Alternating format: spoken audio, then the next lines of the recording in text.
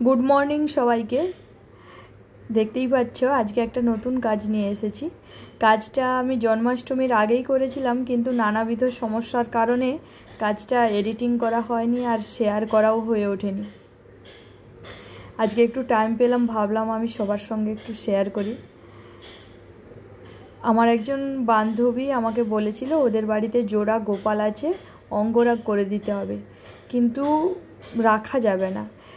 ও বলেছিল 2 দিন রাখতে পারো, কিন্তু আমি তো জানি না কিভাবে কি যত্ন করতে হবে, টাইম টু টাইম খেতে ঘুরতে, আমি এইসব পারি না।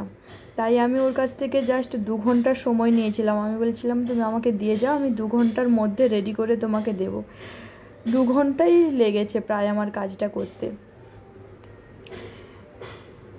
জন্মাষ্টমী উপলক্ষে ও বাড়িতে পুজো করবে, তাই আমার কাছে আপত্তি ছিল যে এইটা করে দিতে হবে। ও আমাকে অনেক দিন থেকেই বলছে, রথের সময় থেকেই বলছিল, কিন্তু আমার আবার সমস্যার কারণে আমি নিয়ে আসতে পারছিলাম না।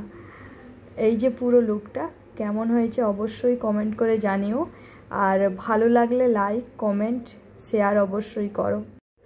সবাইকে রাধে রাধে।